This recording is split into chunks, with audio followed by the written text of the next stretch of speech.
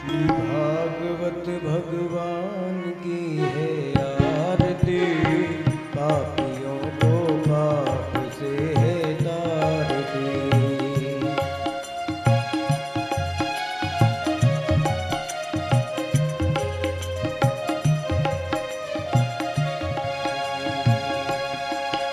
ये अमर ग्रंथ ये मुक्ति पंथ ये पंचम में निराला है, नो जो जगाने वाला है। ये अमर ग्रंथ ये मुक्ति पंथ ये पंचम में निराला है, नो जो जगाने वाला है।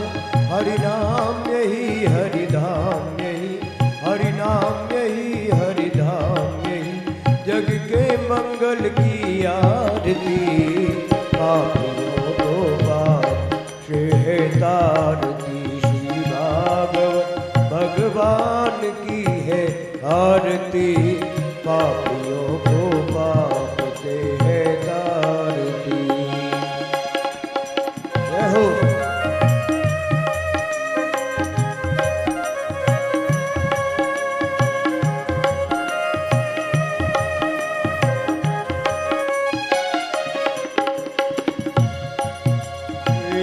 गीत पावन पुनीत पापों को मिटाने वाला है, हरि दरस कराने वाला है। संगीत पावन पुनीत पापों को मिटाने वाला है, हरि दरस कराने वाला है। ये सुख करनी ये दुख हरनी, ये सुख करनी ये दुख हरनी, श्री मधुसूदन की आरती, पापियों को पाप से है तारती। श्री भागवत भगवान की है आरती, पापियों को पाप से है तारती। जय हो।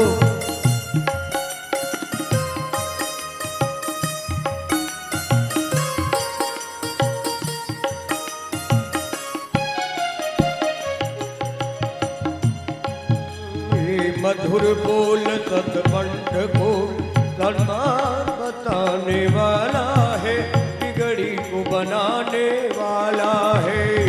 मधुर बोल सतकंठ को सन्मान बताने वाला है, बिगड़ी को बनाने वाला है।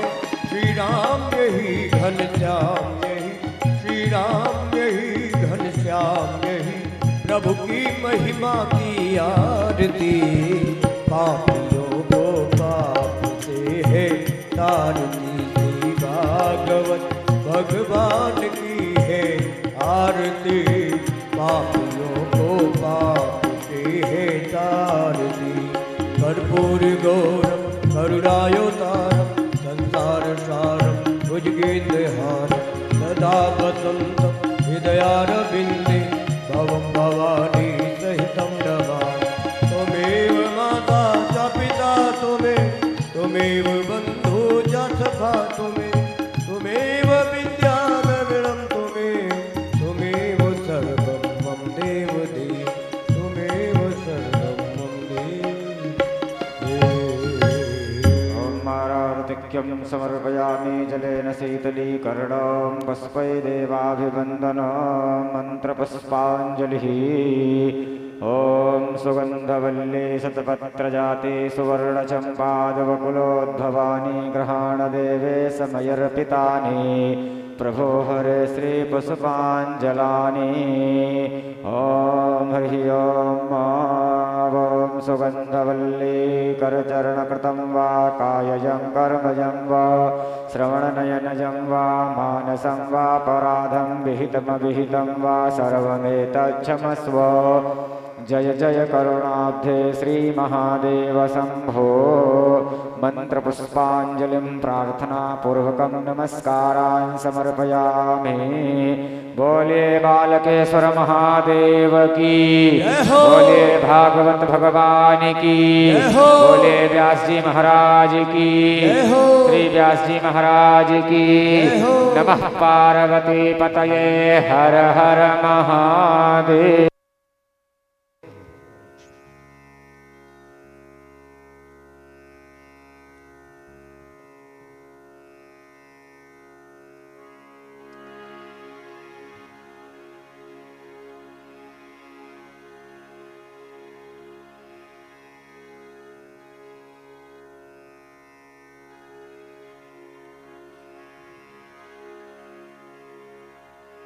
हरि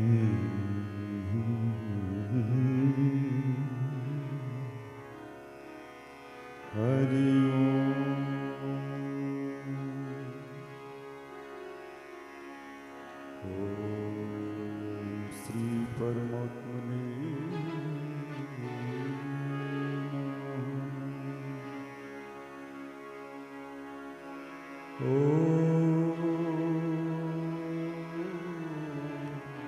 श्री गुरु चरण कमलेभ्यो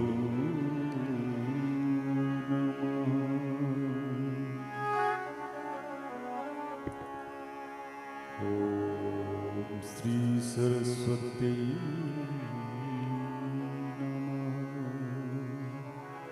श्री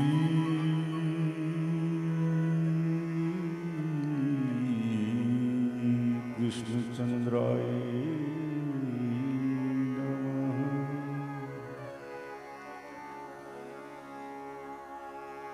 ध्येयं सदा परिभवग्नमभीष्टदो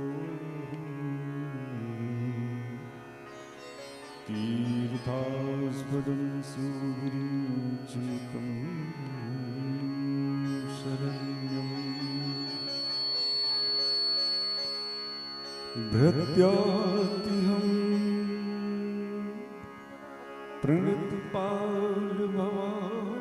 प्रणतपालभवादिपोतं वन्दे महापुरुषते चरणारविन्दम्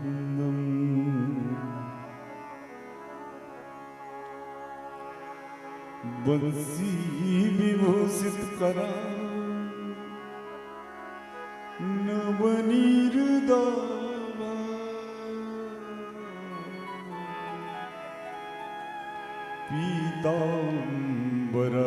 पीताम्बरदरुणबिंदु फलाधरोष्ठा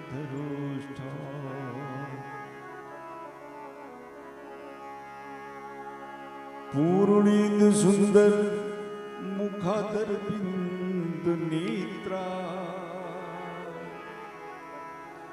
कृष्णात् परमं किमपि तत्त्वमहं न जाने सच्चिदानंद रूपाय विश्वोत्पत्त्यादि हेतवे तापत्रय विनाशाय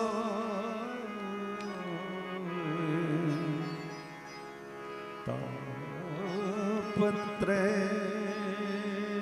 विनाशाय श्री कृष्णाय वयं नमः। श्री रामचंद्र चरणों मनसाय स्मरामि श्री रामचंद्र चरणों बची सागरणामि श्री रामचंद्र चरणों सिरसा नमामि श्री रामचंद्र चरणों शरणं प्रपद्ये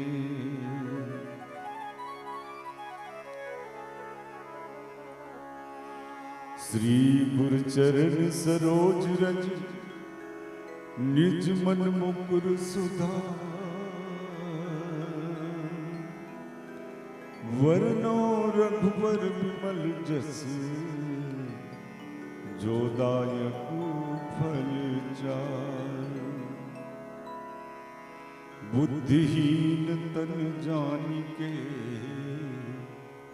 सुमिरम पवन कुमार बल बुद्धि विद्या देव मोहि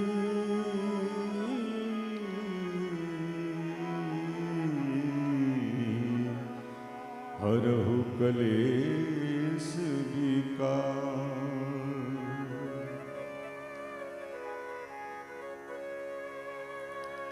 अपने अपने घर की सब कहूँ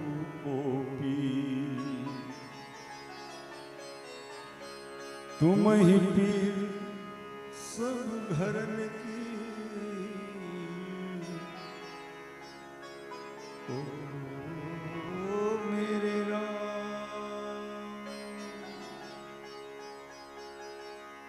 तुम ही पीर सब घरन की। तुम धन्य धन्य रघुबीर। भक्ति भक्ति भगवंत गुरु चतुर नाम बपुए। जिनके पद बंदन किए नौ सत विघ्न। नौ सत विघ्न नौ सत विघ्न।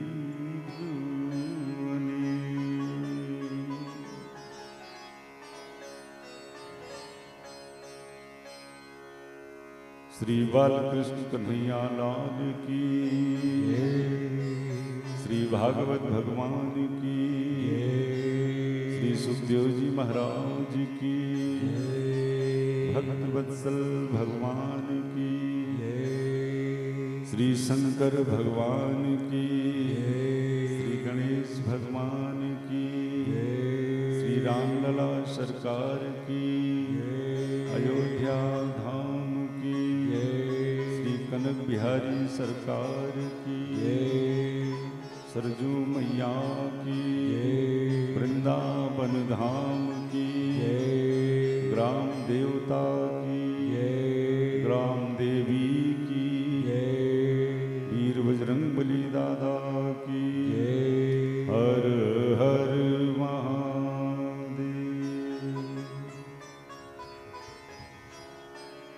जय जय श्री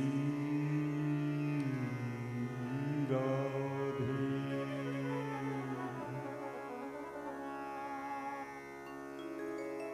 परम मंगल में परात्पर अखिलेश्वर अकारण करुणा वरलाले कलत्र पीताम्बरधारी श्री बालकृष्ण लाल की बांगमयी प्रतिमूर्ति श्रीमद् भागवत भगवान के पावन पाद पद्मों में साष्टांग दंडवत प्रणाम करते हुए आचार्य श्री सुखदेव जी महाराज, श्री व्यास जी महाराज का चरण वंदन करते हुए पूज्य गुरुदेव भगवान के चरणों में सत सत नमन करते हुए बारंबार प्रणाम करते हुए भगवान भोले बाबा के चरणों में कोट सा नमन करते हुए यहाँ के कण कण को अपने मस्तक पर धारण करते हुए पंडाल कक्ष में उपस्थित जनता जनार्दन बाल गोपाल माताओं बहनों का हार्दिक अभिनंदन स्वागत करते हुए भागवत सत्संगिता का आज तृतीय दिवस। आइए सबसे पहले भगवत स्मरण से अपने मन वाणी को पवित्र करें और फिर उन्हीं के प्रेरणा अनुसार उनकी मंगलमयी कथा में हम सभी प्रवेश करेंगे। बड़े भाव से, बड़े श्रद्धा से, सहज भाव से लाला का दर्शन अपने हृदय में करते हुए भगवत नाम संकीर्तन करें। श्री राधे राधे गोविंद गोविंद राधे। श्री राधे राधे गोविंद गोविंद राधे। श्री राधे राधे गोविंद गोविंद राधे। श्री राधे राधे गोविंद गोविंद राधे। श्री राधे राधे गोविंद गोविंद राधे। श्री राधे राधे गोविंद गोविंद राधे। गोविंद राधे राधे गोपाल राधे। गोविंद राधे राधे गोपाल राधे। गोविंद राधे राधे गोपाल राधे। गोविंद राधे 12 इंची स्पीकर मशीन से डाउन राधे। गोविंद राधे राधे गोपाल राधे। गोविंद राधे राधे गोपाल राधे। श्री राधे राधे गोविंद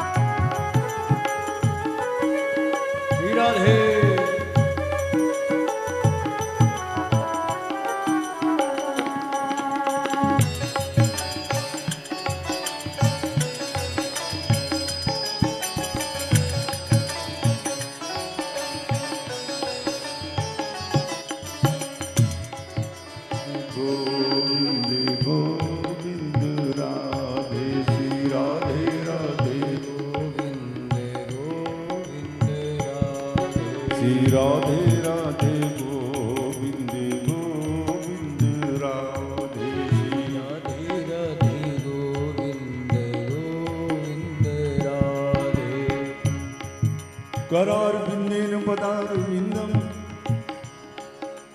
मुखार बिंदे बिंदेशियंतम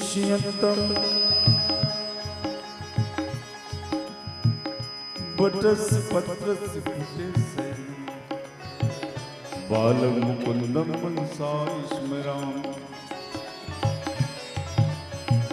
श्री कृष्ण गोविंद हरे मुरारे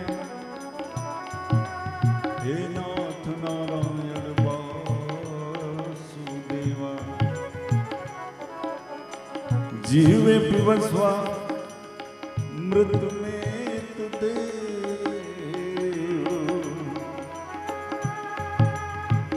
जीवे पिबस्वा मृत में तुदे गोविंद दामोदर माधवे राधे राधे गोविंद गोविंद राधे श्री राधे राधे गोविंद गोविंद राधे श्री राधे राधे गोविंद गोविंद राधे राधे राधे गोविंद गोविंद राधे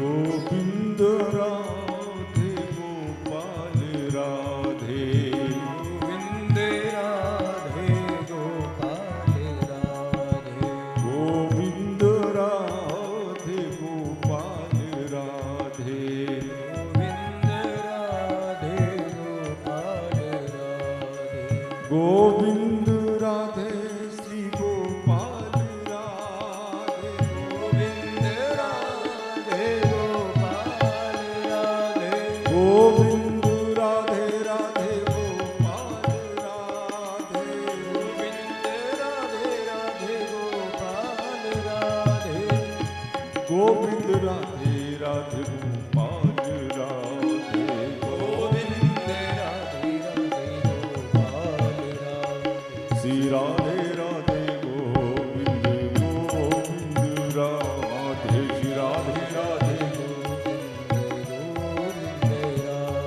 श्री राधे राधे गोविंद गोविंद राधे श्री राधे राधे गोविंद गोविंद राधे राधे राधे गोविंद गोविंद राधे राधे राधे गोविंद गोविंद राधे राधे राधे गोविंद गोविंद राधे राधे राधे गोविंद गोविंद राधे गोविंद राधे गोविंद राधे गोपाल राधे गोपाल राधे राधे राधे गोविंद गोविंद राधे राधे गोविंद गोविंद राधे श्री राधे राधे गोविंद गोविंद राधे राधे गोविंद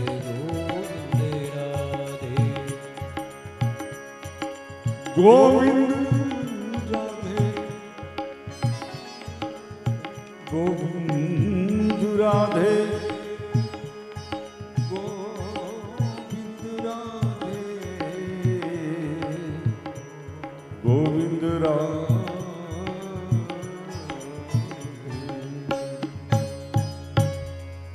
बोलो भक्तवत्सल भगवान की श्री बांके बिहारी लाल की कन्हैया लाल की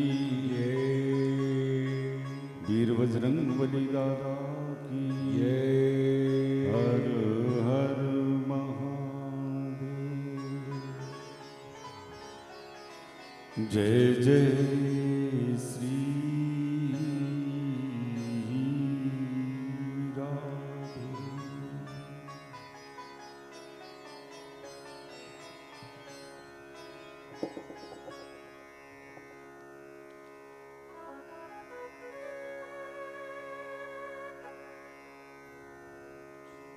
शास्त्रों से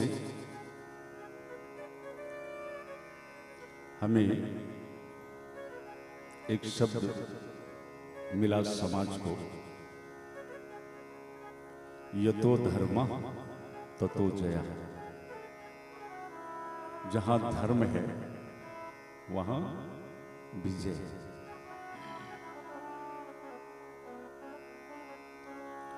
लेकिन थोड़ा सा अगर विचार किया जाए तो कौरव और पांडव दो पक्ष हैं और दोनों पक्ष पे मूर्तिमान धर्म है। पांडव पक्ष में महाराज युधिष्ठिर धर्म के स्वरूप और कौरव पक्ष में श्री विदुर जी महाराज, वो भी यमराज जी के ही अवतार हैं। मांडव्य ऋषि के हिसाब से स्वयं यमराज को ही इस धरातल पर अवतार लेना पड़ा, सो विदुर जी के रूप में। एक बार मांडव्य ऋषि कहीं किसी राजा के राज्य में वन प्रखंड में कुटिया बना के साधन भजन कर रहे थे, तो राजा के यहां कुछ चोरों ने चोरी की। धन लेकर के महल से निकले तो सैनिकों ने देख लिया, चोरों का पीछा किया, तो चोर भगे। और जब उनको लगा कि पकड़े जाएंगे तो संजोग से मांडव्य ऋषि की कुटिया से निकल रहे थे, सो राजकोष मांडव्य ऋषि की कुटिया में रख करके चोर भाग गए। राजा के सैनिक मांडव्य ऋषि को ही चोर समझ करके राजा के पास लेके चले गए। और ये मांडव्य ऋषि कोई साधारण ऋषि नहीं है, दूसरे ब्रह्मा का सामर्थ्य है मांडव्य ऋषि में। जब चाहें तो दूसरी सृष्टि का निर्माण कर सकते हैं। राजा ने मांडव्य ऋषि से पूछा, महाराज यज्ञ दान भजन जो भी करना था उसके लिए धन की जरूरत थी, तो आप आदेश करते, चोरी क्यों की? मांडव्य ऋषि राजा पूछता रहा लेकिन एक भी शब्द नहीं बोले। नीति का पालन करते हुए राजा ने मांडव्य ऋषि को फांसी की सजा सुना दी, फांसी दे दो। पर जितनी बार मांडव्य ऋषि के गले में फांसी का फंदा लगाया गया, जल्लादों ने जब रस्सा खींचा तो उतनी बार रस्सा टूट गया। जब राजा ने सुना तो घबराया, सोचा बड़ा अपराध हुआ, आके चरणों में गिरा, सरकार माफ करना।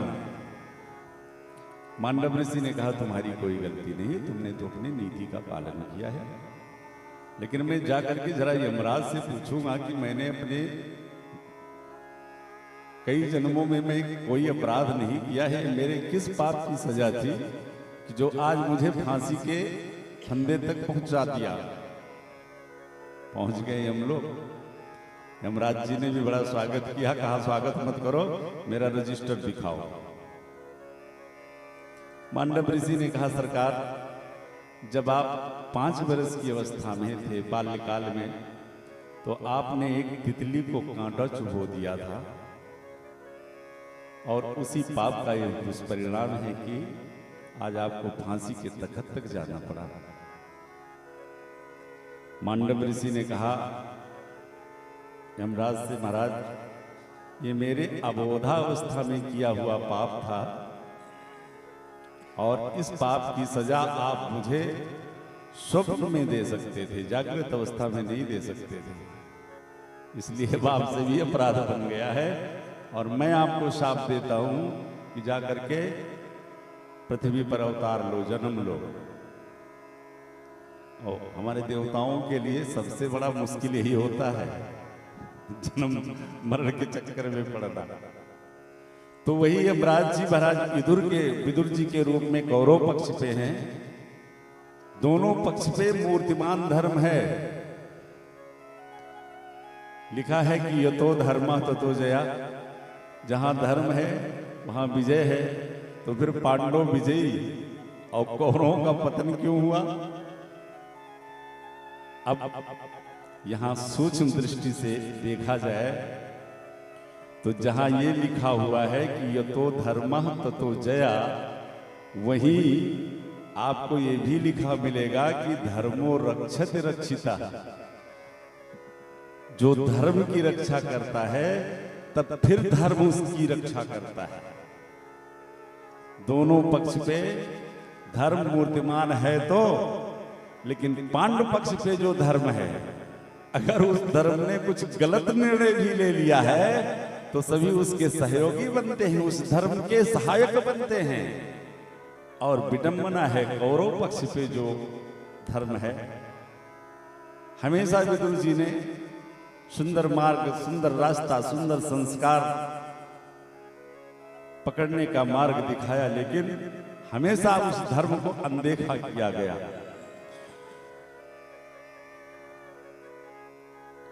और जो धर्म को अनदेखा कर दे भैया, कुछ दिन भले मस्ती कर ले, लेकिन जब धर्म उसे तोड़ता है तब फिर वो न धरती का रह जाता है ना आकाश का।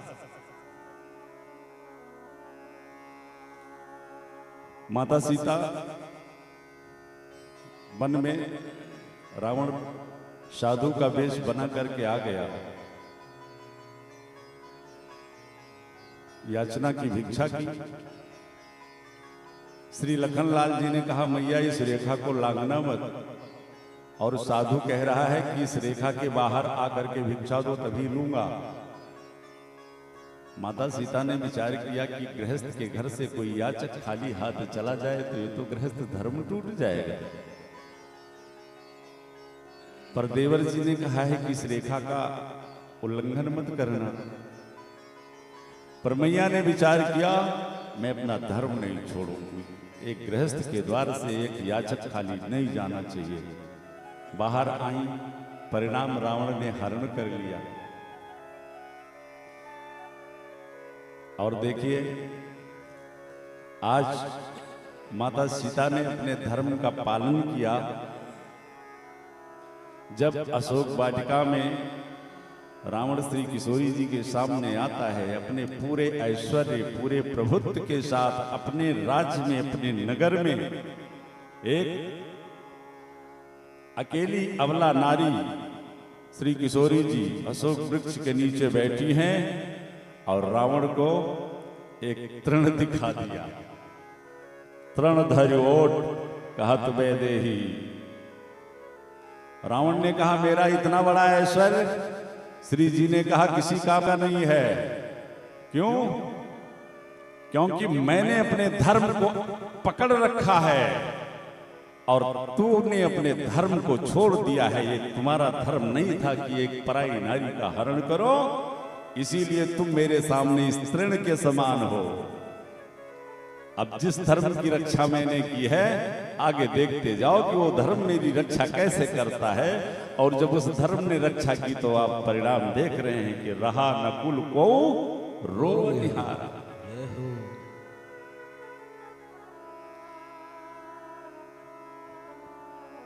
ये श्रीमद् भागवत महापुराण का अनुष्ठान ये कोई व्यक्ति विशेष नहीं होता,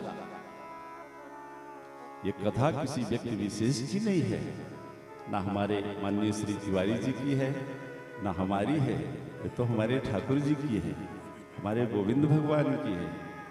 और अगर हम सनातन धर्म का अनुपालन करते हैं, सनातन धर्म में हमारा जन्म हुआ है, तो कहीं भी, यहीं की बात मैं नहीं कर रहा, कहीं की भी बात हो, बगल में अपने सन्निकट कहीं भी ठाकुर जी की कथा हो रही हो, हम धर्म को अगर मानते हैं, सनातन धर्म में हमारा जन्म हुआ है, तो ये हमारा धर्म बनता है कि उस कथा में उपस्थित होकर के और कथा का सम्मान करें, सम्मान बढ़ाएं।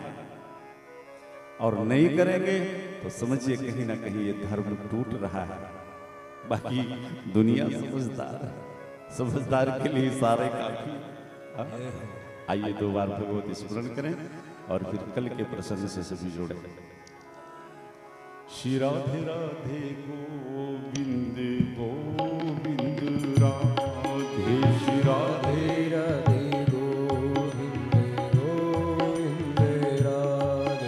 सभा में आप सभी ने श्रवण किया कि हमारे केशव अपने परम प्यारे भक्त श्री भीष्म पितामह का अंतिम संस्कार करवा करके, यद्यपि हस्तिनापुर का कोई भी व्यक्ति ये चाहता नहीं कि कृष्ण हस्तिनापुर से द्वारिका जाए, लेकिन आज महाराज युधिष्ठिर ने सभी को समझाया, भाई देखो केशव इतने दिनों से अपने माता पिता को छोड़कर, अपने द्वारिका वासियों को छोड़कर और हम सभी के साथ हैं, वहां उनके भी माता पिता उनकी प्रतीक्षा कर रहे होंगे। अब अपने स्वार्थ में इनको यहाँ रोकना उचित नहीं है। बेटा कोई मीट ज्यादा फुला हुआ है, ट्रेबुल या मीट कोई ज्यादा बड़ा है, वही सीटी ले रहा है, थोड़ा सा एक एक करके सबका चेक कर लो, मीट और ट्रेबुल दोनों। और अभी जरा तुम भी देखो, श्री राधे राधे गोविंद गोविंद राधे श्री राधे राधे आज महाराज युधिष्ठिर ने प्रेम से कन्हैया को विदाई दी। हस्तिनापुर से पहुंचे द्वारिका।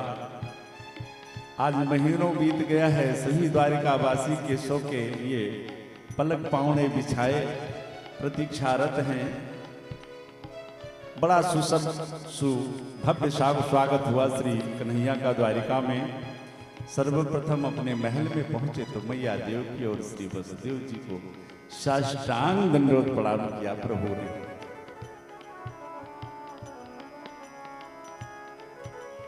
शास्त्र कहते हैं कि हम अपने से बड़ों को, अपने माता पिता को, साधु संत जनों को अगर प्रणाम करते हैं तो वो आशीर्वाद दे या ना दे, चार चीजें आपको सहज ही में प्राप्त हो जाती हैं।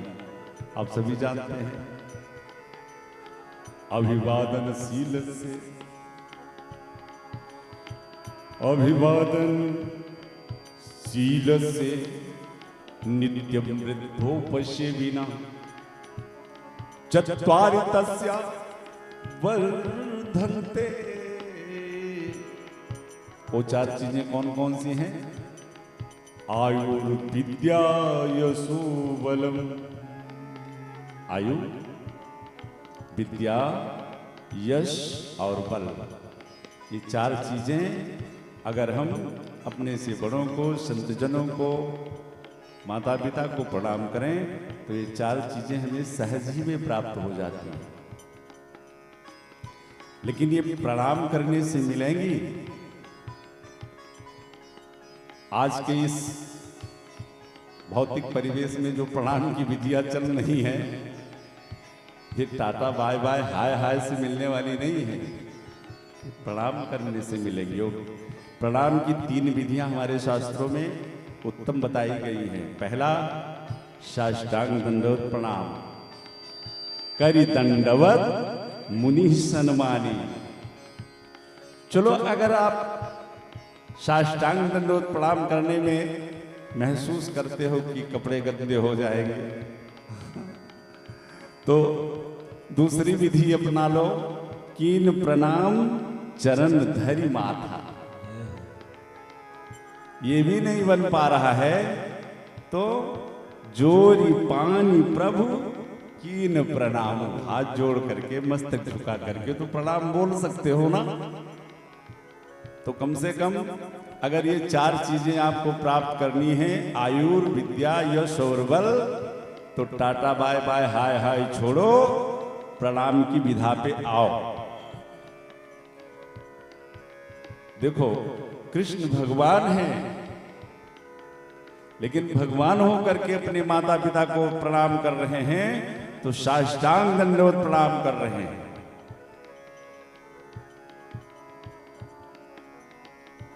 नैमिषारण्य तीर्थ में बैठे 88,000 ऋषियों के समुदाय को परीक्षित जन्म की कथा सुनाने बैठे थे श्री सूत जी महाराज। लेकिन जब भक्त और भगवान की कथा में आए तो ऐसा डूब गए कि उन्हें परीक्षित का तो होश ही नहीं रहा। ऋषियों ने पूछ लिया, महाराज परीक्षित का क्या हुआ? तब होश आया श्री सूत जी को। कहा ऋषियों, भगवान की अनुग्रह से वो बालक मात्र उदर में बड़ा ही सुरक्षित रहा और समय आने पर हस्तिनापुर में उस बालक का जन्म हुआ। श्री व्यास जी महाराज ने आकर के नामकरण किया। नामकरण करना हुआ तो श्री व्यास जी महाराज ने विचार किया कि भगवान विष्णु के परम अनुग्रह से इस बालक की रक्षा हुई है, उन्हीं की कृपा से ये बालक सुरक्षित, इसका जन्म हुआ है। विष्णु न रातः दत्ता, इसलिए इस बालक का नाम मैं विष्णु रात रखता हूं। वो तो अंत में महाराज परीक्षित का जब जन्म हुआ तो जो व्यक्ति महाराज परीक्षित के सामने आता है उसके चेहरे को बड़ी ध्यान से, बड़े गौर से टुकुर टुकुर देखते लगते हैं। सोचते हैं कि जब से मेरा जन्म हुआ लाखों चेहरे मेरे सामने आए, लेकिन अभी वो चेहरा पता नहीं इन चेहरों में कहां गायब हो गया है कि जो मात्र गर्भ में जाकर के मेरी रक्षा की थी। आज कन्हैया ने द्वारिका में सुना महाराज परीक्षित का जन्म हुआ है, तो आज पुनः द्वारिका से खूब ढेर सारा उपहार इत्यादि लेकर के और पुनः हस्तिनापुर आए। और जब हस्तिनापुर में आज महाराज परीक्षित को अपनी गोदी में लिया तो महाराज परीक्षित आनंद में डूब गए। भगवान समस्त पूर्ववासियों को आशीर्वाद देके पुनः द्वारिका चले गए। आज अर्जुन भी उनके साथ गए। अर्जुन प्रायः द्वारिका में ज्यादा रहा करते थे। महीनों बीत गया। एक दिन महाराज युधिष्ठिर अपने सिंहासन पर बैठे थे। अचानक भीम को बुलाया, कहा भैया भीम, आजकल अपशकुन बहुत सारे होने लगे हैं। पता नहीं क्यों मन में बेचैनी है, घबराहट होती रहती है और बहुत सारे अपशकुन दिखाई देते हैं। मंदिरों में जाता हूं तो देव प्रतिमाएं रोती सी नजर आती हैं। पुच्छल तारा का उदय होना, ये सब अति अनिष्ट के कारण है। इधर महीनों बीत गया, अपने द्वारिकाधीश कन्हैया का भी कोई समाचार नहीं मिला। और ये अर्जुन तो एक बार द्वारिका चला जाए तो हम सभी को भूल ही जाता है। महीनों हो गए, अर्जुन का भी कोई संदेश नहीं। इतनी चर्चा चल ही रही थी कि इतने में सामने से अर्जुन आते हुए दिख गए। पर विडंबना, जब अर्जुन और नजदीक आए और अर्जुन के चेहरे की कांति को महाराज युधिष्ठिर ने देखा तो चिंतातुर हो गए। पूछ लिया, अर्जुन तुम जैसे महारथी, तुम्हारे चेहरे का ये तेज कहां गायब हो गया?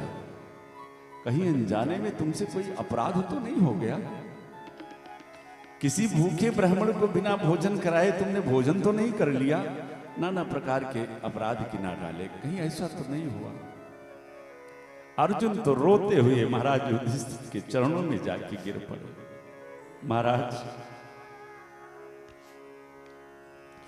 वंचितो हम महाराजा हरिणा बंधु रूपिणा, वंचितो हम महाराजा हरिणा बंधु रूपिणा, इनमें प्रहतो तेजो देव विस्मपनम ययो। भैया, हमारे द्वारिकाधीश अपनी समस्त लीलाओं का संवरण करके और हम सभी को छोड़ करके इस परम धाम, इस धरा धाम से अपने परम धाम को प्रस्थान कर गए। और भैया, आज मुझे पता चला कि हम सभी के पास जो भी बल पराक्रम था वो मेरा कुछ नहीं था, वो तो सब केशव।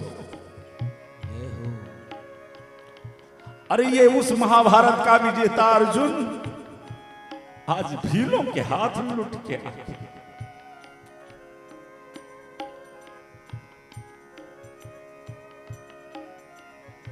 ये चर्चा अर्जुन और भीम की हो ही रही थी। इतने में मैया कुंती अंदर महलों में थी। सुना अर्जुन आए हैं, भाग पड़ी। चल करके पूछो जरा, मेरा केशव कैसा है, मेरा कन्हैया कैसा है, मेरे कन्हैया का संपूर्ण परिवार सुख से है तो, प्रद्युम्न अनिरुद्ध इत्यादि सभी खूब ठीक से हैं तो, द्वारिकाधीश का समाचार जानने की।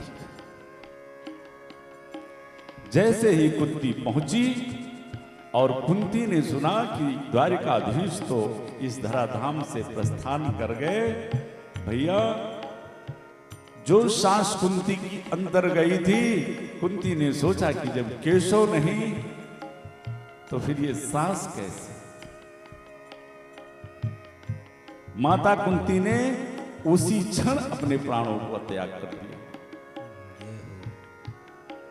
दो प्रेमी भगवान के ऐसे हुए हैं कि जिनसे भगवान का वियोग सहा नहीं गया है। त्रेता में महाराज दशरथ और द्वापर में देवी कुंती।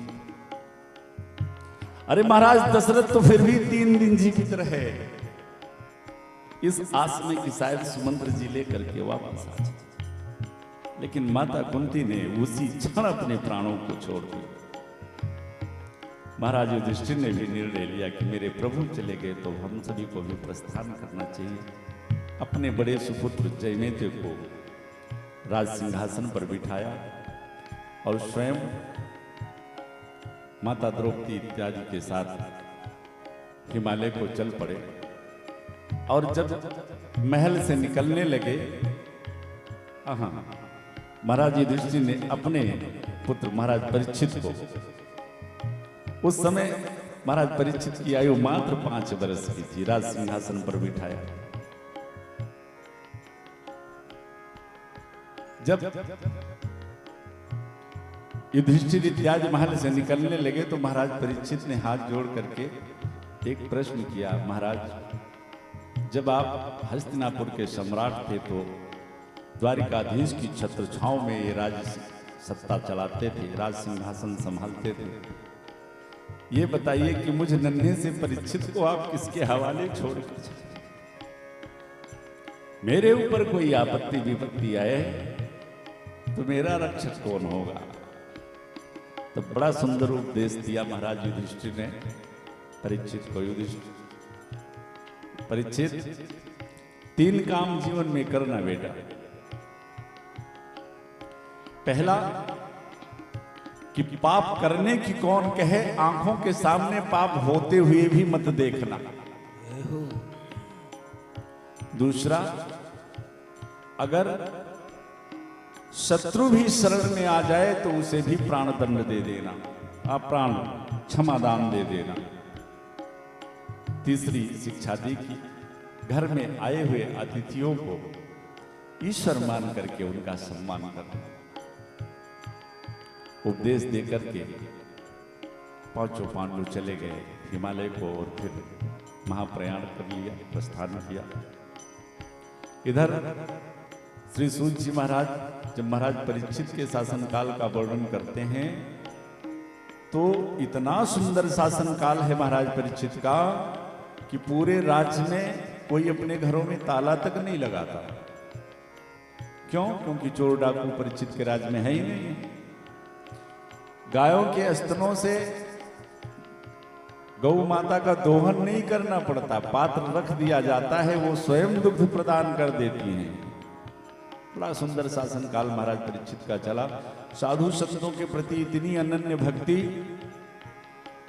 ऐसे तो कोई महात्मा कोई संत उनसे सेवा लेना नहीं चाहता, क्योंकि सबको पता है कि महाराज परीक्षित भगवान के कितने कृपा पात्र भगवान के भक्त हैं।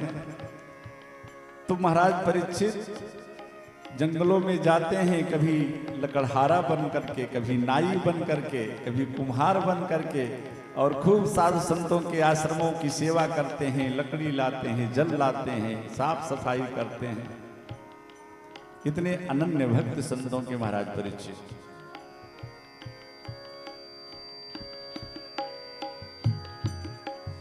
आज एक दिन महाराज परीक्षित ने विचार किया कि लाओ जरा चल करके अपने राजकोष का निरीक्षण करूं कि हमारे पूर्व पितामहों ने हमारे राज्य के लिए कैसा धन संचय कर रखा है, कितने धन हमारे राजकोष में है। निरीक्षण कर रहे थे, इतने में एक बड़ा सुंदर सा मुकुट दिखाई दिया उनको, जो मुकुट महाराज परीक्षित के मस्तक पर था, हस्तिनापुर का मुकुट, उससे भी कहीं ज्यादा चमक उस मुकुट में। बस जाने क्यों महाराज परीक्षित के मन में आया, संयोग विधि का विधान, अपना मुकुट उतार के वहीं रख दिया और वो मुकुट धारण कर लिया। आज वन बिहार को जाते हैं तो वहां एक घटना सामने आई। देखा एक बैल जिसके 3 पैर किसी ने काट दिए हैं। सामने एक गौ माता खड़ी है जिनकी आंखों से, नेत्रों से अश्रु की धारा बह रही है। दोनों आपस में कुछ बात कर रहे हैं। महाराज परीक्षित ने सोचा सुनना चाहिए, सो एक वृक्ष के छांव में छुप गए। गौ माता उस बैल से पूछ रही हैं कि ये बताओ, ये तुम्हारे चरण कट गए, तुमको पीड़ा देने वाले ने तुम्हारे साथ कितना अन्याय किया। पर वो बैल कहता है, भाई मैं इसका दोषी किसे मानूं। शास्त्र तो कहते हैं कि काहू न को सुख दुख कर दाता, निज कृत कर्म भोग सब भ्राता। तो इसमें मेरे चरणों को काटने वाले का मैं क्या दोष मानूं, इसका दोष तो मुझे मेरा स्वयं ही होगा। इन दोनों की चर्चा को सुनकर महाराज परीक्षित समझ गए कि ये साधारण बैल नहीं, ये तो लगता है साक्षात धर्म है। देवी पृथ्वी से उस बैल रूपी धर्म ने पूछा, भाई तुम क्यों रो रही हो? अच्छा, मुझे पता चला कि तुम क्यों रो रही हो। तुम्हारे प्राण प्रिय प्रभु द्वारिकाधीश इस धरा से अपनी लीला को संभरण करके चले गए। हो, शायद उनका वियोग तुमसे देखा नहीं जा रहा है, सहा नहीं जा रहा है, इसलिए तुम रो रही हो। अभी ये चर्चा महाराज परीक्षित सुनी रहे थे कि इतने में महाराज परीक्षित ने देखा एक काला कुरूप चांडाल व्यक्ति हाथ में नंगी तलवार लेकर के, और जो एक चरण पर खड़ा हुआ वो धर्म रूपी बैल था, उसके उस चरण को भी वो काटने को आतुर हुआ। महाराज परीक्षित तो झपट पड़े उस चांडाल के ऊपर, म्यान से तलवार खींच लिया। आंखें अंगारे बरसाने लगी कि परीक्षित के राज्य में गौ और ब्राह्मण पर इस तरह का अत्याचार। वो काला कुरूप चांडाल कोई और नहीं, साक्षात कलिकाल ही था। कलिकाल ने देखा कि महाराज परीक्षित अब मुझे छोड़ेंगे नहीं, तो जा करके चरणों में गिर गया। पाहिमाम त्राहिमाम रक्षमाम। यद्यप महाराज परीक्षित मारना चाह रहे थे, लेकिन अपने पितामहों की बात याद आ गई, उपदेश उनका याद आ गया कि शरण में शत्रु भी आ जाए तो बेटा क्षमा कर देना। नहीं, वहीं खत्म कर दिए होते, काम नहीं खत्म। कलिकाल ने हाथ जोड़ा। महाराज परीक्षित ने कहा, तुम मेरे राज्य में नहीं रह सकते। कलिकाल ने कहा, सरकार पूर्व सूर्य उदय से लेकर सूर्य अस्त तक का आपका राज्य है, और द्वापर का अंत समय है, अब बारी मेरी है, तो मुझे कहीं ना कहीं स्थान तो आपको देना ही पड़ेगा रहने के लिए। सो महाराज परीक्षित ने कलिकाल से कहा कि जा, अगर तुझको रहना है तो द्वितम पानम स्त्रिया सूना, 4 स्थान बता दिया कि जा इस 4 जगह रह ले मेरे राज्य में। द्वितम मतलब जहां लोग जुआ खेलते हो, पानम जहां सुरापान करते हो, स्त्रियां जहां लंपट लोग रहते हो, सूना नाम हिंसा, जहां लोग हिंसा करते हो। तो जहां लोग जुआ खेलते हैं वहां कलिकाल कपट के रूप में रहता है। जहां सुरापान करते हैं वहां कलिकाल मद अभिमान के रूप में रहता है। जहां लंपट लोग रहते हैं वहां काम के रूप में रहता है। और जहां लोग हिंसा करते हैं वहां समस्त पापों को अपने सर पर धारण करके कलिकाल वहां निवास करता है। दुनिया का कोई भी पाप ऐसा ही नहीं है कि जो वहां रहने वाले व्यक्ति, वहां वो कृत्य करने वाले व्यक्ति के ऊपर चढ़ न जाए। 4 स्थान दे दिया महाराज परीक्षित ने कलिकाल को। कहा सरकार बिल्कुल आपने मेरे साथ न्याय किया, जैसा मेरा कार्य, जैसा मैं हूं, जैसा काला कलूटा उसके हिसाब से ये 4 स्थान मुझको दिया, बिल्कुल न्याय किया मेरे साथ। लेकिन सरकार ये तो मेरे दुर्गुण के हिसाब से आपने मुझको मेरे रहने लायक स्थान दिया। महाराज परीक्षित ने विचार किया था कि ये चारों चीजें हमारे राज्य में है ही नहीं है तो ये रहेगा कहां। तो कलिकाल ने कहा सरकार बिल्कुल बढ़िया किया आपने, पर मेरे अंदर एक आध अच्छाई भी है। महाराज परीक्षित ने कहा तेरे अंदर और अच्छाई? कौन सी अच्छाई है भैया तेरे अंदर? तब कलयुग ने कहा सरकार मेरे अंदर एक तो सबसे बड़ी अच्छाई यही है कि सतयुग में भगवान को पाने के लिए महाराज मनु और देवी शतरूपा का उदाहरण दिया कलिकाल ने। कितने वर्षों तक और कितनी कठोर तपस्या की होई रहे शरीरा, तब जाकर के हजारों वर्षों तपस्या के उपरांत तब ठाकुर जी का दर्शन महाराज मनु और देवी शतरूपा को हुआ। महाराज मेरे युग में तपस्या करने की जरूरत ही नहीं है। युग बदला, त्रेता में महाराज यज्ञ की प्रधानता हुई। और जब श्रृंगी ऋषि जैसा निष्ठावान आचार्य और वशिष्ठ जैसा श्रद्धावान यजमान यज्ञ कराए, तब उस यज्ञ के प्रसाद स्वरूप भगवान की प्राप्ति होती थी। महाराज आने वाले युगों में यह संभव नहीं हो पाएगा। तो महाराज मेरे युग में ना तो तपस्या करने की जरूरत है, ना यज्ञ करने की जरूरत है। और महाराज द्वापर में दान की प्रधानता थी, और दान भी कैसा? जैसा कर्ण ने दान दिया। दानी बहुत हुए हमारे यहां। महाराज हरिश्चंद्र दानियों में शिरोमणि कहे जाते हैं, लेकिन कर्ण दानियों में दानवीर कहा जाता है। महाराज हरिश्चंद्र के पास जो दान था, मैंने कल बताया था कि एक सहज वैराग्य होता है, एक परिस्थिति का वैराग्य होता है। महाराज हरिश्चंद्र के सामने परिस्थिति का दान था, सपने में दे दिया था, संकल्प कर लिया था तो देना ही पड़ा।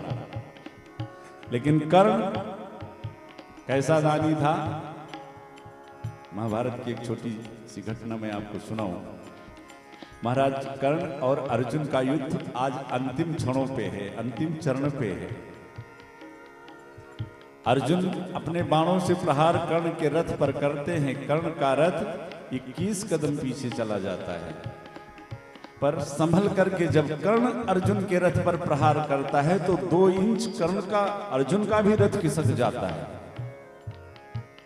और जब 2 अंगुल अर्जुन का रथ पीछे जाता है तो सारथी बने केशव हमारे कर्ण की प्रशंसा कर बैठते हैं। अरे वाह रे कर्ण! अर्जुन को यह बात अच्छी नहीं लगती। सारथी मेरे हो, प्रशंसा शत्रु की कर रहे हो। अंत में अर्जुन के द्वारा जब कर्ण के रोम रोम में बाण लग गए, रथ का पहिया नीचे धंस गया था, नीचे धरती पर गिर पड़ा कर्ण। अर्जुन ने रोम रोम में बाण चुभो दिया। कर्ण को मृत समझ करके अर्जुन अपने शिविर को लौट गए। और जब शिविर पे पहुंचे तो केशव ने अर्जुन से कहा, अर्जुन तुम कहते थे कि मैं कर्ण की प्रशंसा क्यों करता हूं, चलो दिखाऊं। अर्जुन को साथ लिया, अर्जुन का भी और अपना भी ब्राह्मण का वेश बना लिया, और यहां कर्ण सम्रांगण में अब प्राण निकले कि तब सामने पहुंच गए और याचना कर दिया, दानवीर कर्ण की जय हो। रोम रोम में बाण लगा हुआ है, छत बिछत शरीर पड़ा हुआ है। धीरे से आंख खोला कर्ण ने तो देखा दो ब्राह्मण याचक सामने खड़े हैं। कर्ण का हृदय करुणा से भर गया। लगता है कि आज जीवन के अंतिम क्षणों पे प्रतिज्ञा टूट जाएगी कि कर्ण के दर से कोई खाली नहीं गया। कहा, ब्राह्मण देवता, आज इस कुरुक्षेत्र के मैदान में आपको देने के लिए मेरे पास कुछ नहीं है। तो ब्राह्मण बने भगवान ने कर्ण से कहा, तो तू एक काम कर, तू अपने मुंह से एक बार बोल दे कि मैं वापस जाऊं। तब तक कर्ण को एक बात याद आ गई, कर्ण के दांत में सोने लगे हुए थे। प्रसन्न हो गए। ब्राह्मण देवता की जय हो, कृपा करके मेरे दांतों में सोने लगे हुए हैं, यही तोड़ लीजिए। भगवान ने कहा, कर्ण मैं कोई कसाई थोड़ी हूं, अगर दान तुझे देना है तो अपने हाथों से तोड़ करके दे। रोम रोम में बाण पहले से विधा है, हिला जा नहीं रहा है। कर्ण की दृष्टि पड़ी जहां भगवान खड़े थे, वहीं भगवान के पैरों के पास एक पत्थर का टुकड़ा पड़ा हुआ था। तो ब्राह्मण बने भगवान से कर्ण ने कहा, ब्राह्मण देवता कृपा करके अपने चरणों से वो पत्थर का टुकड़ा मेरी तरफ खिसका दीजिए। भगवान ने कहा, इस कार्य में मैं तुम्हारी कोई मदद नहीं करूंगा। ऐसे नहीं दानवीर का सर्टिफिकेट मिला है कर्ण को। रोम रोम में बाण लगा हुआ है, जीवन के अंतिम क्षण थे, हिला नहीं जा रहा था, लेकिन प्रतिज्ञा टूट ना जाए, किसी तरह घिसटते हुए उस पत्थर के टुकड़े के पास कर्ण पहुंचता है। बाएं हाथ से पत्थर का टुकड़ा उठाता है और बाएं हाथ से दांतों को, अपने कच्चे दांतों को अपने हाथों से तोड़ के दाहिने हाथ पे सभी दांतों को ले लिया। विचार कीजिए, कल्पना कीजिएगा कैसा क्षण रहा।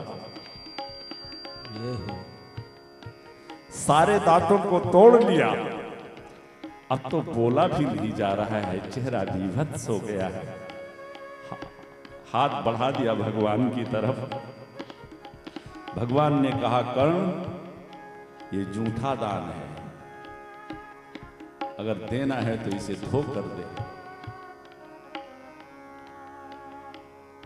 कर्ण ने विचार किया, इस कुरुक्षेत्र के मैदान में लाखों योद्धा तो ऐसे होंगे कि अगर उनको थोड़ा सा जल मिल जाए तो उनकी प्राण रक्षा हो जाए, यहां जल कैसे मिल सकता है? पर नहीं, देना है तो धो के दे। तब तक कर्ण की दृष्टि गई, बगल में उसकी धनुष पड़ी थी। किसी तरह घिसट के एक हाथ से धनुष को उठाया, बगल में तरकस पड़ा हुआ था, पैर में धनुष को फंसाया, तरकस से एक बाण निकाल के पृथ्वी की तरफ छोड़ा। महाराज गंगा की धारा निकल आई, जिसे हम बाण गंगा कहते हैं। वो हमारे कुरुक्षेत्र आश्रम से 10 किलोमीटर की दूरी पर है, ज्योतिषर के नाम से। जल की धारा निकली, कर्ण ने उसमें वो दांत धो करके और भगवान की तरफ बढ़ाया। भगवान चतुर्भुज रूप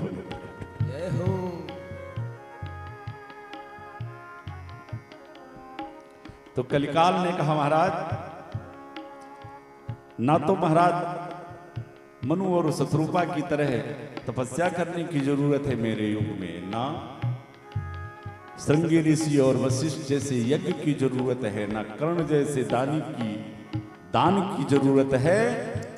मेरे युग में भगवान को पाने के लिए, अपना कल्याण करने के लिए लोगों को कलियुग केवल हरि गुण गाहा, कलियुग केवल नामो आधारा, कलियुग केवल नाम आधारा, कलियुग केवल नामो आधारा, कलियुग केवल नाम आधारा, सुमीरी सुमीरी भवभूतरी अपारा, सुमीर सुमीर नर उतर। महाराज 99% छूट मेरे युग में मिल जाती है जीव को। और जब महाराज परीक्षित ने कलयुग के इस गुण को सुना तो महाराज परीक्षित कलयुग के इस गुण पर रीझ गए। बस यही शास्त्रों के सूत्रों को पीछे कर दिया महाराज परीक्षित ने। शास्त्र कहते हैं, एकादश स्कंद में भागवत में ही आगे आप श्रवण करेंगे कि उद्धव ने गुण दोष की परिभाषा पूछी कन्हैया से कि केशव सबसे बड़ा गुण क्या है और सबसे बड़ा दोष क्या है। तो गुण दोष को परिभाषित करते हुए हमारे कन्हैया ने कहा, गुण दोष त्रिश्री दोषा गुणस्तु भय वर्जिता। सबसे बड़ा गुण क्या है कि जो किसी के गुण दोष को देखे ही ना, यही सबसे बड़ा गुण है। अब अगर महाराज परीक्षित ने शास्त्रों के इस सूत्र का पालन किया होता तो परीक्षित के कलयुग के इस गुण पर महाराज परीक्षित रीझ न गए होते। अच्छा, आप कहोगे कि महाराज गुण देखने से दोष क्या है? तो देखो, गुण किसी का देखोगे तो उसके प्रति आपकी आसक्ति होगी। अरे वाह भाई, ये तो बड़े काम के आदमी हैं, हाँ? उनके तरफ आपका झुकाव होगा। और अगर किसी में दोष देखोगे तो उसके प्रति घृणा होगी। और जब उसके प्रति घृणा होगी तो सिए राम में सब जग जानी। इस सिद्धांत का अनुपालन कैसे हो पाएगा? इसलिए हमारे भगवान कन्हैया ने कहा, गुण दोष देखना ही बंद कर दो, गुणस्तु भय वर्जिता। महाराज कलिकाल के इस गुण को सुनकर कि न तपस्या करने की जरूरत, न यज्ञ करने की जरूरत, न दान देने की जरूरत, काम करते रहो, नाम जपते रहो, अपने रथ को सुमार्ग चलाते चलो, कृष्ण गोविंद गोपाल गाते चलो। जय हो। रीझ गए महाराज परीक्षित। और जब कलिकाल ने देखा कि महाराज परीक्षित हमारे इस गुण पर रीझे हुए हैं तो और भी विशेषता बताना शुरू कर दिया। कहा, महाराज ये विशेषता तो मेरी है ही है, एक और बड़ी विशेषता मेरे अंदर है। वो क्या भैया? तो कलयुग ने कहा, महाराज देखो, सतयुग त्रेता द्वापर में आप किसी के बारे में अहित मन में सोच लो, करो मत, लेकिन वो अहित करने का पाप व्यक्ति को लग जाता था। लेकिन मेरे युग का ये प्रभाव है कि अगर किसी का अहित आपने सोच लिया है और किया नहीं तो वो पाप आपको नहीं लगेगा। कलिकर एक पुनीत प्रतापा और मानस पुण्य हुए।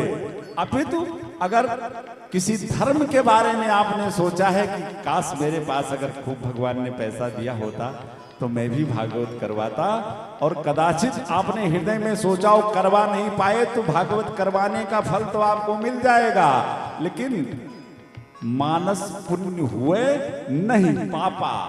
अगर कोई पाप मन में आ गया है तो उसका दुष्परिणाम आपको नहीं लगेगा। अरे महाराज परीक्षित तो पूरे पूरे रीझ गए कलयुग में, भैया तो बड़े काम की चीज है। और जब कलिकाल को इस तरह से महाराज परीक्षित को इस तरह से प्रसन्न देखा कलिकाल ने, तो कहा सरकार तो एक छोटा सा काम मेरा कर दीजिए। बोले क्या? कहा बस देखिए मैं जैसा था आपने मेरे रहने का बिल्कुल मेरे हिसाब से स्थान दिया, लेकिन मैं चाहता हूं कि एक कोई बढ़िया सी जगह मुझको दे देते कि कोई रिश्तेदार वगैरह बढ़िया आए तो एक ड्राइंग रूम उसके लिए थोड़ा सा। अब चूंकि उसके गुण पर रीझे हुए थे, सो परीक्षित के मुंह से निकल गया, जा सोना तुझको और दिया मैंने, सोने में भी रह लेते।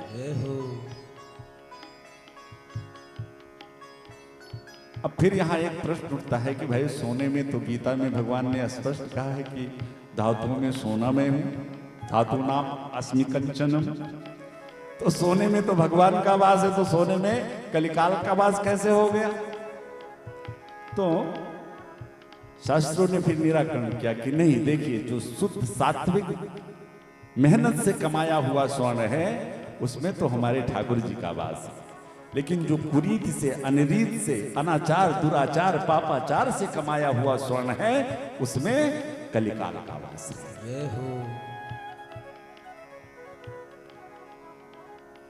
अब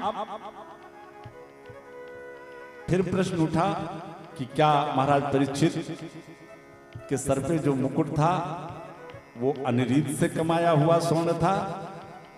राजकोष का निरीक्षण करने महाराज परीक्षित गए थे। अगर हस्तिनापुर के उस राज मुकुट को बदला ना होता तो कलिकाल की एक न चलती। वो मुकुट जब जरासंध का वध किया भीम ने, तो उसको मारने के उपरांत उसका मुकुट उठा लिया हाथ में। महाराज युधिष्ठिर ने कहा भीम ये क्या कर रहे हो? कहा महाराज इसको उपयोग में नहीं लाएंगे, लेकिन अपने लाइब्रेरी में रखेंगे कि हमारी आने वाले संतानें देखें जरा कि हमारे पूर्वज कितने बड़े बड़े बड़े योद्धा थे कि जिसने जरासंध जैसे महारथियों को, महाबली को मारा। जब महाराज युधिष्ठिर ने रोका कि ये कुरीति से कमाया हुआ, हिंसा से कमाया हुआ स्वर्ण है युधिष्ठिर, भीम ये कभी ना कभी घातक बन जाएगा, विचार कीजिए। उसी स्वर्ण मुकुट को धारण करके आज महाराज परीक्षित चले गए थे। कलिकाल उसी स्वर्ण मुकुट में जाके समाहित हुआ, और जैसे उस मुकुट में वो प्रवेश किया, महाराज परीक्षित की मति को बदल दिया।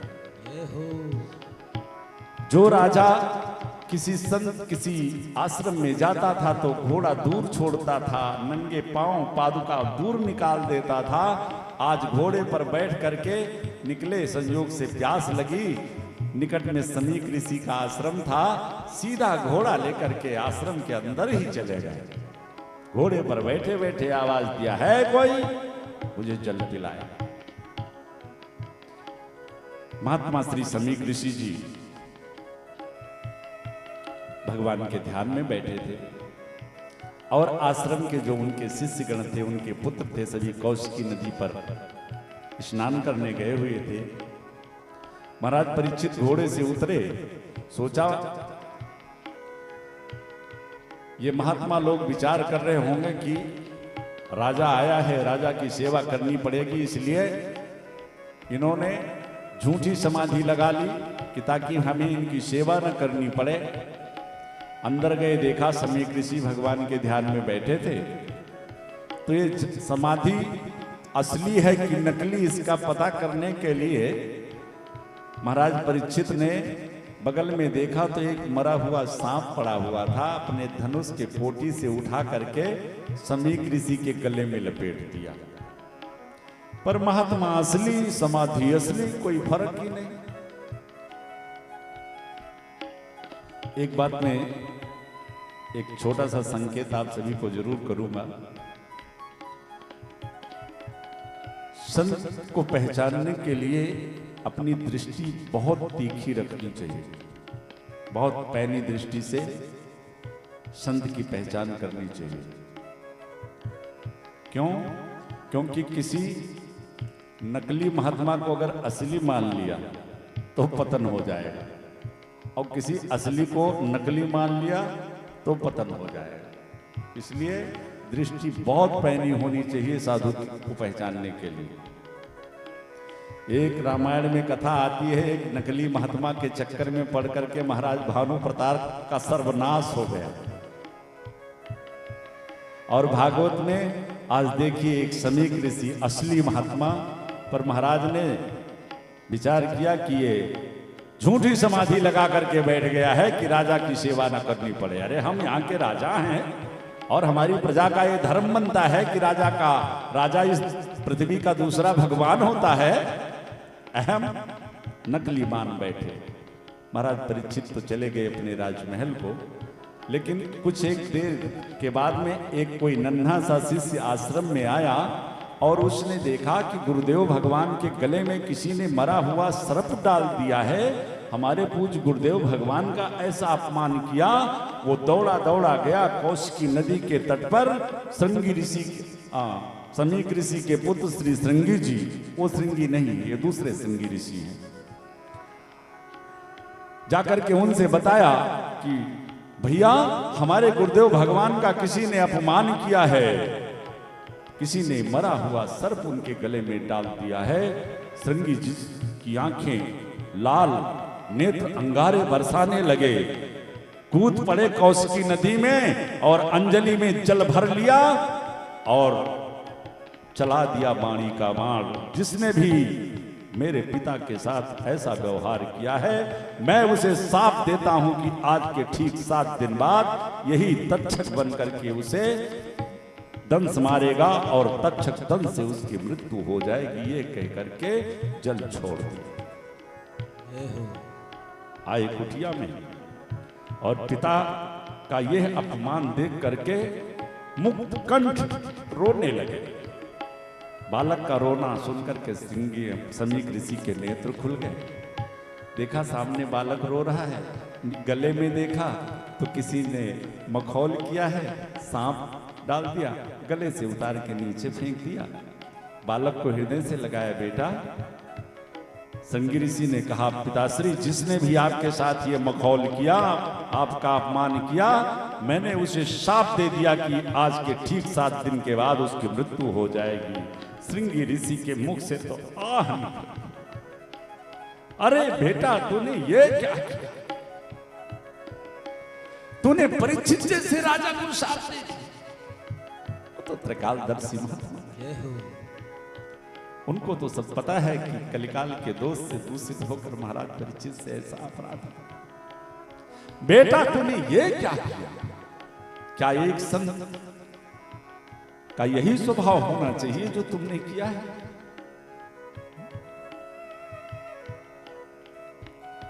संत की परिभाषा करते हुए श्री गोस्वामी तुलसीदास जी महाराज ने एक बार विचार किया कि लाओ जरा संतों के लिए कोई उपमा दूं।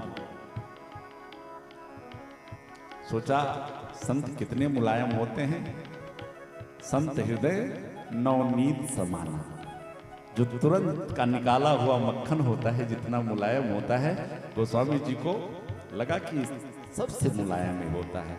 लिख तो दिया आधी लाइन में कि संत बिल्कुल तुरंत के निकले हुए मक्खन के समान कोमल हृदय वाले होते हैं।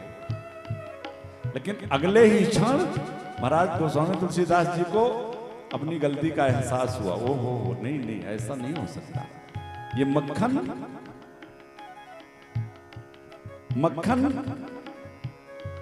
जिस बटलोई में रखो और उसे चूल्हे पर रखो, तो जिस चूल्हे पर वो मक्खन की बटलोई रखा हुआ है, उसी के नीचे आप आग जलाओगे तो मक्खन पिघलेगा। ऐसा नहीं हो सकता कि इस चूल्हे पर मक्खन रखा हुआ है और आग आप इस चूल्हे में जलाओ तो ये मक्खन पिघल जाएगा। लेकिन संत पर दुख देख द्रवे सुपनीता, ये संत का स्वभाव। संत तो दूसरे के दुख को देखकर द्रवित हो जाते हैं। ये मैंने क्या लिख दिया कि संत हृदय नवनीत समाना। अपनी गलती का सुधार किया। कहा कबीर, कहा तो मैंने, लेकिन कहा ही न जाना। ये गलती हो गई मेरे से। कहा कबीर पर कहा ही न जाना। समीक ऋषि ने अपने बेटे श्रृंगी को समझाया, बेटा संत का स्वभाव ये नहीं होना चाहिए। और बेटा परीक्षित जैसे धर्मात्मा राजा को शाप दे करके तुमने बड़ा घोर अपराध किया। अरे अब आने वाले समय में तो जो भी राजा होंगे उनका धर्म से कोई मतलब ही नहीं रह जाएगा, सभी धर्म निरपेक्ष हो जाएंगे। और जब राजा ही धर्म निरपेक्ष हो जाएगा तो प्रजा में धर्म कहां रह जाएगा, और प्रजा से धर्म हट जाएगा बेटे तो वर्ण संकटता फैल जाएगी। इस सब का कारण तू बनेगा। परीक्षित जैसे भगवान के अनन्य प्यारे भक्त को तुमने शाप दे दिया, पर अब तो ब्रह्मवाक्य वाणी निकल चुकी है। एक छोटे से गौरमुख नामक शिष्य को बुलाया, कहा बेटा जाकर के महाराज परीक्षित से कह दो कि उन्हें 7 दिन में मरने का साथ मिला है, अपने मुक्ति का कोई उपाय ढूंढ। वो ब्राह्मण महाराज परीक्षित के महल पहुंचा, और इधर जब महाराज परीक्षित अपने महल में पहुंचे और वो स्वर्ण मुकुट उतार के नीचे रखा तो सारी घटना याद आ गई, कराह उठे। एक बात तो मूर्छित हो गए, मुझसे एक संत का अपराध हो गया। अभी मूर्छा टूटी ही थी, कितने में वो ब्राह्मण कुमार आ गया। महाराज परीक्षित ने देखते ही उस ब्राह्मण बालक को प्रणाम किया। उस ब्राह्मण बालक ने कहा, महाराज पूज्य गुरुदेव भगवान ने संदेशा दिया है कि आपको 7 दिन में मरने का शाप मिला। महाराज परीक्षित ने उस ब्राह्मण बालक से कहा, सरकार मुझको 7 दिन में मरने का शाप दे करके मेरे साथ अन्याय किया। अरे मेरे से तो एक संत का, एक ब्राह्मण का अपमान हुआ। 7 दिन क्या, मैं तो 2 घड़ी जीवित रहने का अधिकार। हो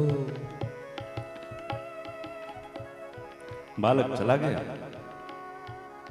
इधर महाराज ने अपनी महारानी को बुलाया, देवी आओ मैं तुम्हें दुनिया का एक बड़ा आश्चर्य बताऊंगा।